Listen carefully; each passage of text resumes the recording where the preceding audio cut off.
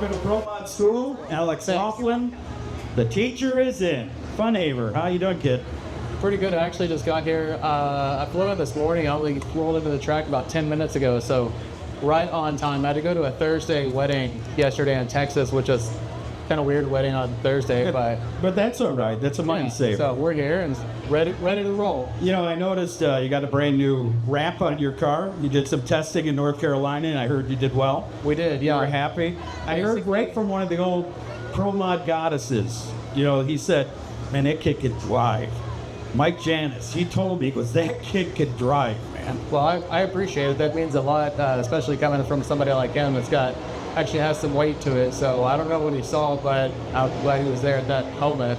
Well, that's awesome. You know, one of the things I like to start out in the ProMod school is with Alex is to tell us and educate us a little bit about what makes him who he is and how he does the things he does. And I mean, out of all the people we saw these big sponsors and big names and one-time overs, you know, and here's a young man that goes out and makes it happen every time, which I'm very proud of you. I've told you that before. I mean, if you're going to love doing what you do, you're going to find out a way to do it. Well, I totally appreciate that.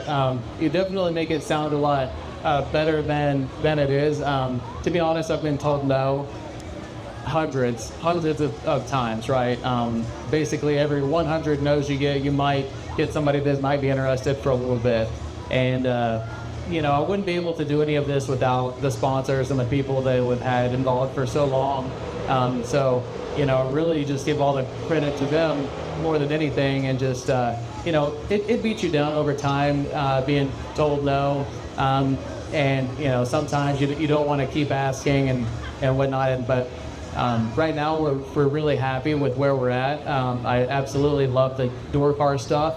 There's nothing like the acceleration of nitro, whether that be in a dragster or a funny car, but I think that ProMod is just a really comfortable and happy spot for me. You know, I came from door car racing in the beginning, and you know, I love it. It's probably my ultimate favorite class and one of the strongest classes with 25 entries here. You know, it sounds familiar from a lot of guys that I've talked to in this category.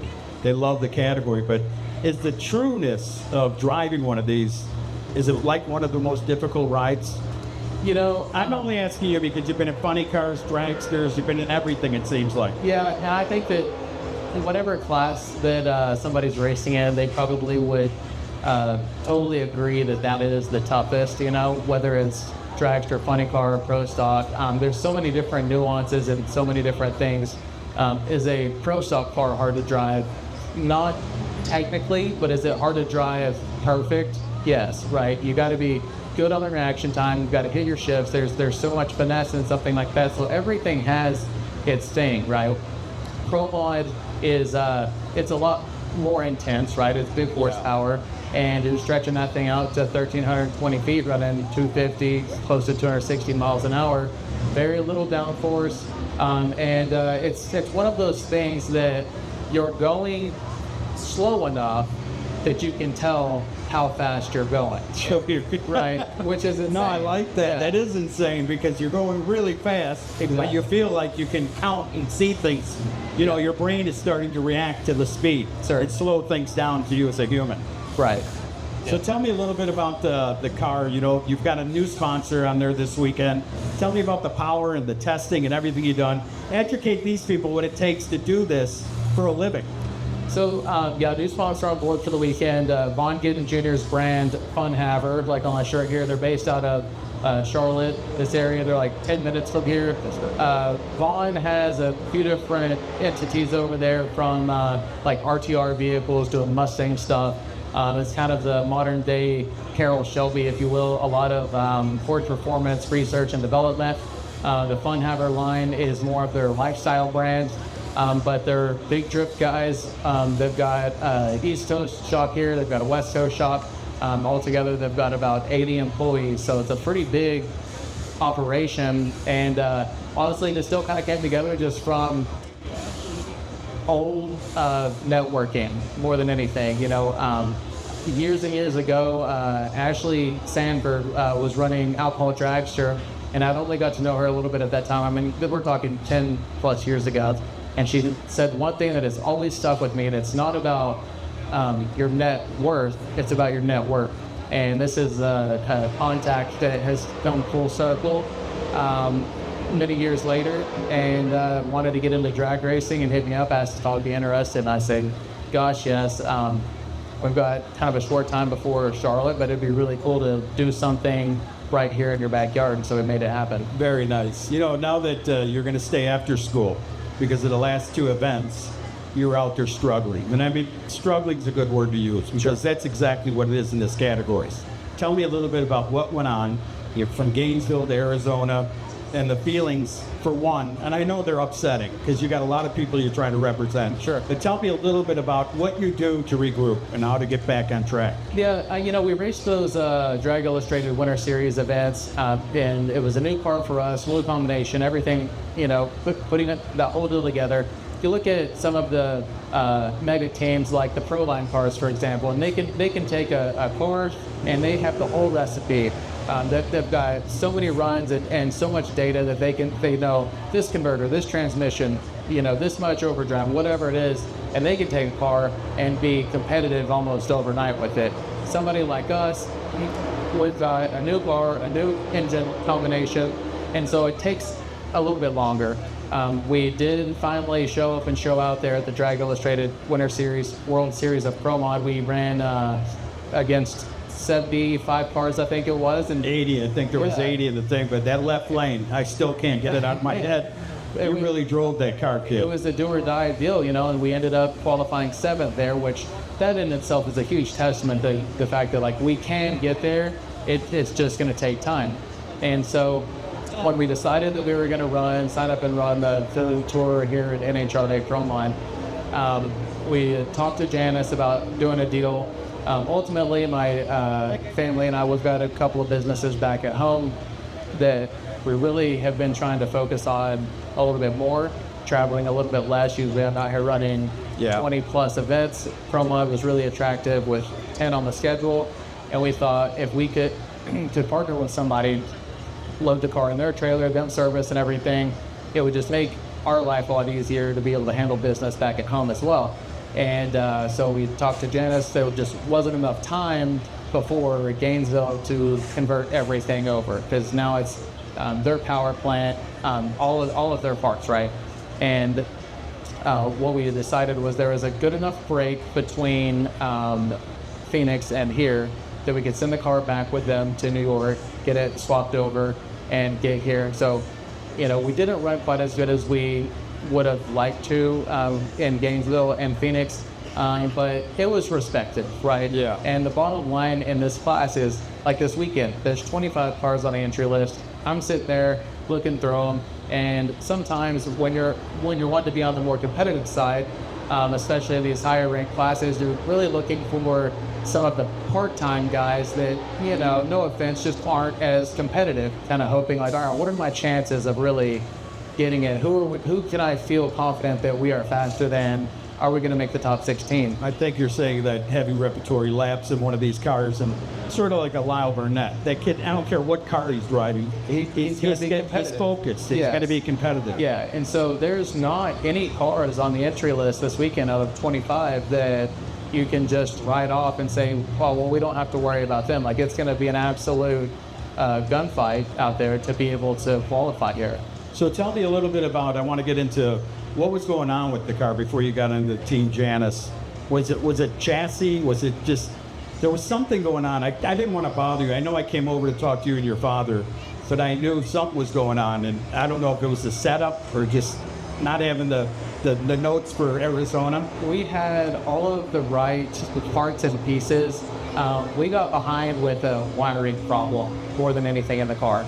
And that's one of those deals that it's so hard to track down that wiring problem, and it was eating us up, and we'd fix one thing and think that was it, and it ended up not being. And, you know, all said and done, I mean, I think we went like a 584 or something like that out in Phoenix, which wasn't terrible, but it just still wasn't enough to get in. And we've had some weird luck with Gainesville qualifying, right? We got rounds cut short.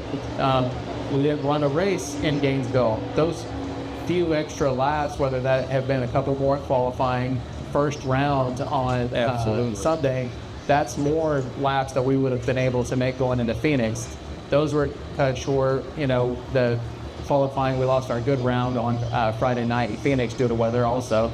And so everything has kind of been against us. What I will say is over the last week, especially since we tested, even going to test, I found a front row spot at the airport on my way out here, and I thought this is a good That's an omen. It was the best spot I've ever had at the airport. And I'm like, this is going to go well. And we went out there to Rockingham, and every run we made was good, and it just kept getting better and better. And so, I came home for a couple of days to go to that wedding and thinking this might actually be our weekend. The frequencies are dialed and aligned. Absolutely. Well, we know you know how to drive those cars. And let's see if someone's got some questions for the young man that loves to watch Pro Mod and watch Alex Laughlin. You have a question, sir? You'd like to ask him anything? Not really. I know Alex, but I love that he can drive any. Isn't that amazing? That's what that is amazing. I mean, that's why I started it out saying, here's a young man that's been in probably every car he's seen on the block here. But it's awesome to also know his age. You see a lot of guys, you're a young man. What are you, 30? 36. Yeah, oh, he's 36, sorry. I didn't mean to age. That's why I keep my hat backwards. I look younger. That's all right. But I'm saying you've done a lot in the sport, no matter what vehicle you're in, to getting into the Pro Mod ranks. So you have a lot of the schooling alone upstairs, knowing where you need to be and how to be there. Yeah, I've been really lucky. Looking back to years of like 2012, 13, 14, my dream was to run Pro Stock. And I think it was maybe sometime around 2011 or 12, at a meeting with Richard Freeman in Kansas. I was running Top Dragster there, and I wanted to run Pro Stock more than anything. And he told me what it would cost, and I walked out of that meeting with my head down thinking, wow, there's no chance ever that I would be able to come up with that. Yeah. And here we are now, brand Pro Stock, Pro Mod, Top Fuel, Funny Car, all of it. And, if I just always say, if it ended today, my bucket list is full. It's awesome to even be able to say that at such a young age, that you've been in the wheel of all these things. And I would think that one big corporation would say, wow, we could take not such a gamble, but a gamble on this guy. Look, he's been around. He knows what's going on. He's young. And maybe we could throw those dollars at him and see where he can take us. Once again, it's all about who you know. Cold calling these days is, nobody wants to be sold on anything. If somebody hits you up and is trying to sell you something, even if it's something you might be interested in, human nature these days is when you feel like you're being sold, you put your guard up, right? And that's what makes it tough. People don't want to hear what they think that you think they want. They already know. And then on the other aspect of digital marketing, right? Everybody these days has to cover their butts with data. So if you spend $3 million on racing, it's kind of hard to track, right? There's certain data points on it, but if you spend $3 million on Google or Facebook ads, you can target a very specific amount of people, age, demographic, where they live, and have all of the data to support how many people clicked on it, how many people bought it. And all of that is there. That's what makes it harder than ever for racing dollars to advertise, the way they advertise and use their advertising funds. Yes. But that's pretty impressive, Nick. You got to be proud of yourself because you've done a lot of things at getting people to click on you. And I've seen it from Haviland to all the great sponsors you've had over the future, or over the past. But I think that it's coming along. You're coming together for you. I really do.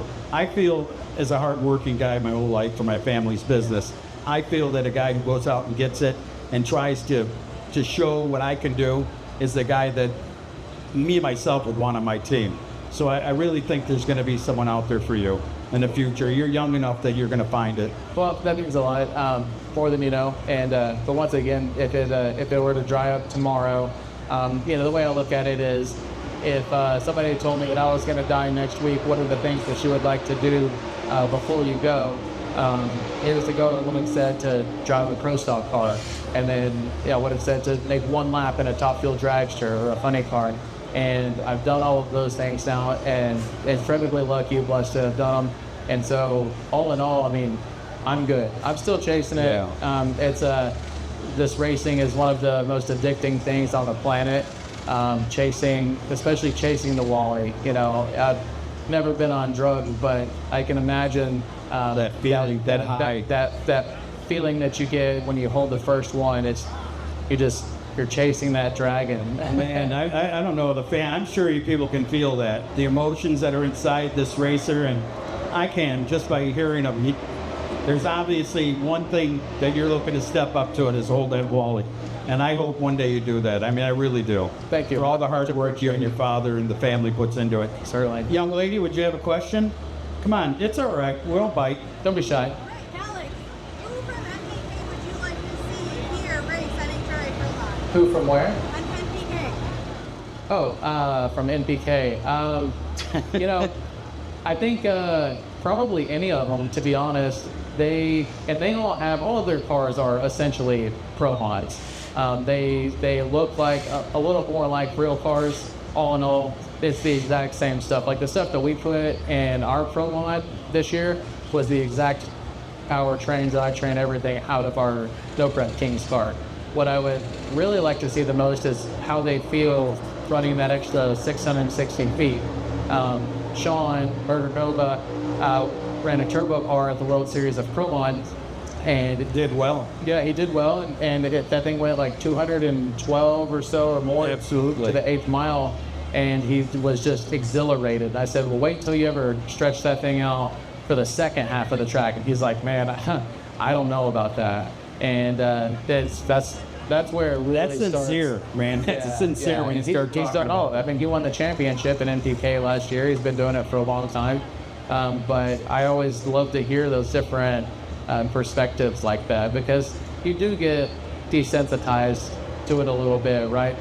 You go up here and you know, you've been making hundreds of runs or whatever in Pro Mod, and it just becomes just muscle memory more than anything. But when somebody like that kind of brings it back into perspective, it's appreciated.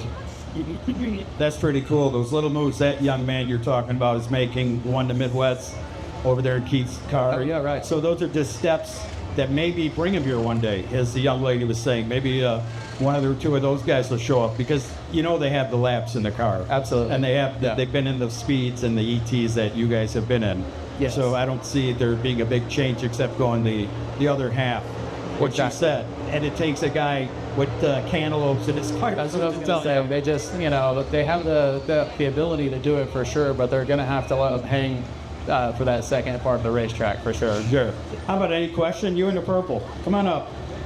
Don't be shy. It's all right. Anyway, but if anyone would like to ask a question about pro modified driving or racing, this would be the young man to ask.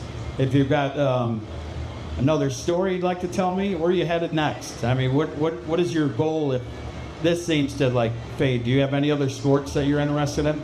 I don't know. You know, I've raced everything growing up, from go-karts to legend cars, tractor pulling for several Wow. years. I took This explains a lot. Once. I like motorsports in general. I always said that, you know, if all I could afford was to race a moped, then I would be racing it. So, and I haven't done that yet, so maybe that would be on the list. That'd be all right. Hey, it doesn't matter. It's about winning.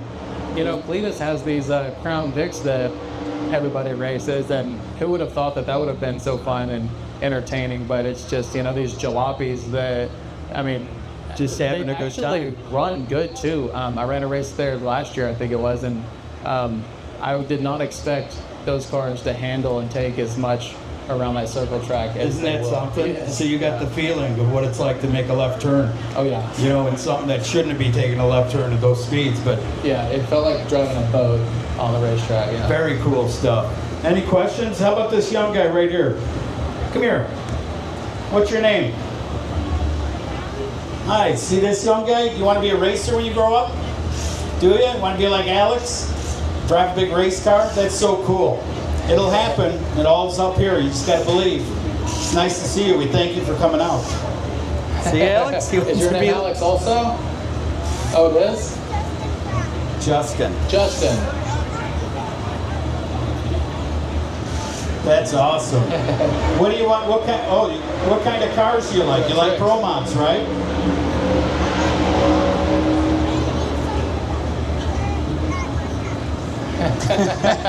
That's awesome. That's what it's all about right there. That's the generations we look out for in the sport, and make sure that.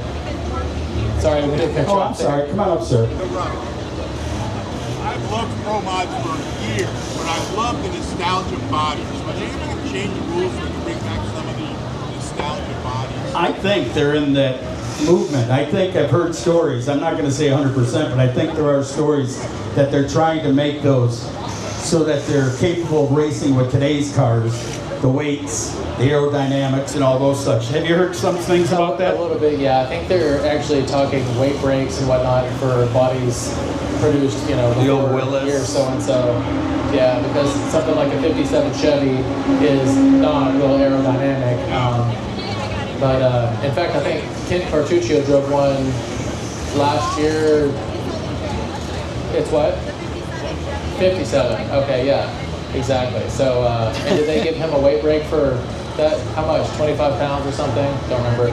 But the NHRA does want that because that's what, you know, the diversity is what makes it so cool. Thank you, sir. No, I'm with you too. I love the old cars. I love to see those bodies. The new guy, the scat guy, he's bringing an older style on. Oh, really? 37. A 37, like a Willis or something? Or a 37 Chevy, 41 Willis. Yeah, cool. Those are the cool bodies. I mean, you go back into the 80s and 90s, and those were the cars, you know, Shannon Jenkins, the Pearson brothers, Mooney, and those guys were winning championships with cars like that. Yeah. But everything was equal as it is here. So they're just trying to be able to bring them back in. I'm with the guy, though. I'd love to see that. Same. Anyone else got a question? How good is that beer? There you go. Bless you. There you go. Bless you guys. Thanks for being a part of it.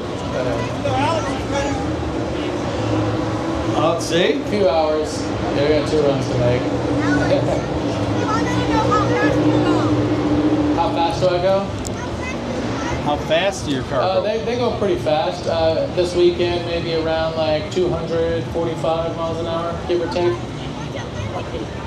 Yeah, that's The fast. car is fast, but not as fast as that, for sure. That's stellar, dude. Track star.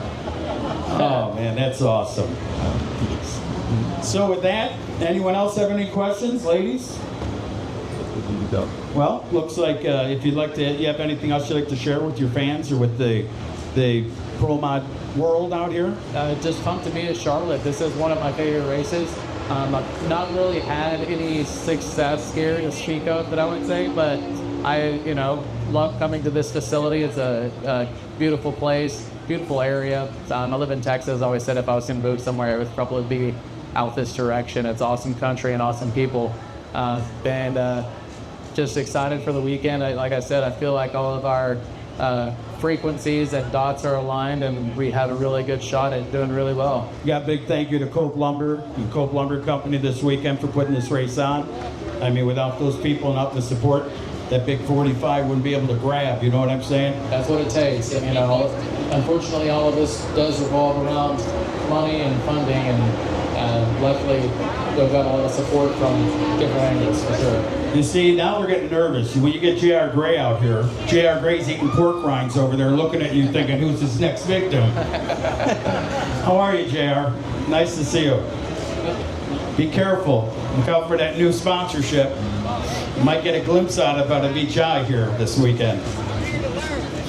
There you go. Here to learn. He's here to learn.